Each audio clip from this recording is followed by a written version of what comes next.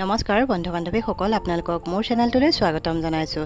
আজি মই গাজ টেঙা দি মাছ পাতত দিয়া আৰু লগতে কচুলতিৰ ৰেচিপি ভিডিঅ' এটা লৈ আহিছোঁ। আশা কৰিছোঁ আপোনালোকে মোৰ ভিডিঅ'টো শেষলৈকে চাব। মাছ পাতত দিবৰ বাবে মই বাৰীৰ পৰা কলপাত এখিলা আনিলোঁ আৰু লগতে আদা পাত আৰু নৰসিংহ পাত দুখিলামানো আনিলোঁ। বাৰীৰ পৰা অনা কলপাতখিলা ধুই মেলি মই অলপ সময় ৰ'দত লেৰেলাই ল'লোঁ। কলপাতখিলা লেৰেলাই ল'লে বান্ধিবলৈ ভাল হয়। তাৰপিছতে ধুই থোৱা মাছকেইটা দিলোঁ, তাতে নিমখ হালধি অলপ আৰু আদা পাত দুখিলাও মই দি দিছোঁ আৰু তাতে মই গাজ টেঙা দিছোঁ, নহৰু, আদা আৰু পিঁয়াজ এটাও দিছোঁ আৰু কুটকুৱা জলকীয়া দুটা কুমলীয়া হোৱাৰ বাবে দুটাই দিলোঁ মই আৰু আদা পাত নৰসিংহ পাতকেইখিলাও দিলোঁ। দিলে এইদৰে নৰসিংহ আৰু আদাৰ পাত যদি পাতত দিয়া মাছত দি দিয়া যায় তাৰ সুগন্ধটো খুবেই ধুনীয়া হয়। তাৰপিছত কেৰাহী এটা গৰম কৰি মই এই বান্ধি থোৱা মাছৰ টোপোলাটো তাতে দি গেছটো একদম পূৰা চিমত দিলোঁ। তাৰপিছত মাজে মাজে লুটিয়াই দিছোঁ আৰু তেনেদৰে মই 15 মিনিটমান থকাৰ পিছতে মাছ পাতত দিয়া মোৰ হৈ গ'ল।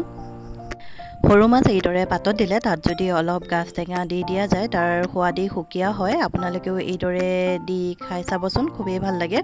তাৰপিছত ইয়াত দেখিছে মোৰ মাছ পাতত দিয়া হৈ গ'ল, খুবেই ধুনীয়া সুগন্ধ এটা ওলাইছে। আপোনালোকেও এইদৰে পাতত দি খাই চাবচোন, বৰ ভাল লাগে।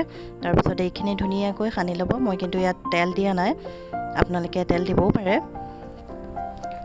এইয়া দেখিছে পাতত দিয়া মাছৰ মোৰ পিটিকা হৈ গ'ল। এইদৰে মাছ পাতত দিলে খুবেই সুস্বাদু হয়।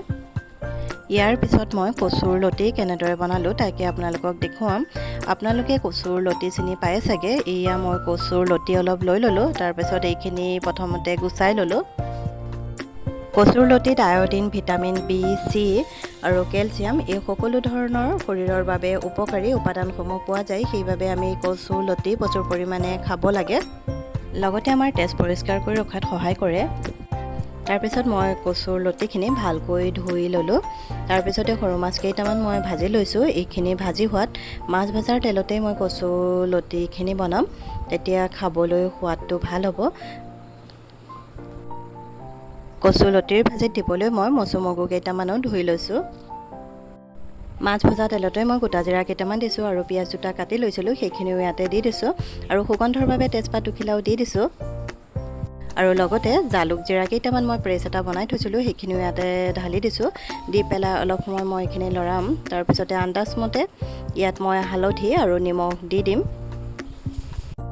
তাৰপিছত অলপ সময় মই মছলাখিনি ভাজি ল'ম। এইখিনি ভাজি হোৱাৰ লগে লগে ইয়াত মই ধুই থোৱা মচু মগু দালিকেইটা দি দিম। দি পেলাই সেইখিনি অলপ সময় ভাজি ল'ম। দালিখিনি দিয়াৰ পিছত মই লৰাই দি ঢাকনি লগাই অলপ সময় চিমতে এইখিনি সিজিবলৈ দিম, কাৰণ কচুৰ লতি সিজোতে বেছি সময় নালাগে, কিন্তু দালিটো সিজিবলৈ অলপ টাইম লাগিব। সেইবাবে এইখিনি মই আধা ভাজিয়ে ল'ম। এয়া দেখিছে দালি প্ৰায় সিজিছে আৰু মোৰ। এতিয়া ইয়াতে মই কচুৰ লতিখিনি দি দিম। কচুৰ লতিখিনি দিয়াৰ পিছত এইখিনি মই ভালদৰে লৰাই দিম। তাৰপিছত অলপ সময় গেছৰ জুইডাল কমাই দি মই ঢাকনিখন লগাই দিম।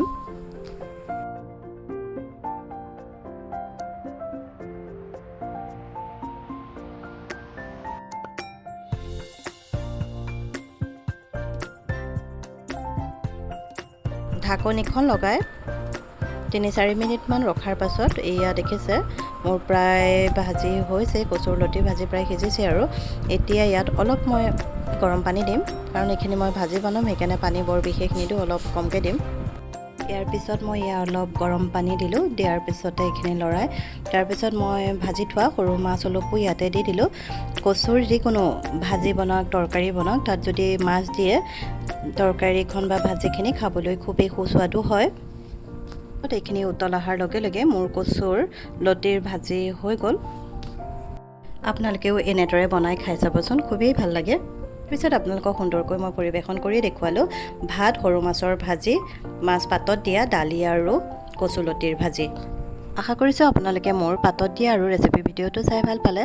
অনুগ্ৰহ কৰি যিসকলে নতুনকৈ মোৰ ভিডিঅ'টো চাইছে মোৰ চেনেলটো ছাবস্ক্ৰাইব কৰি দিব।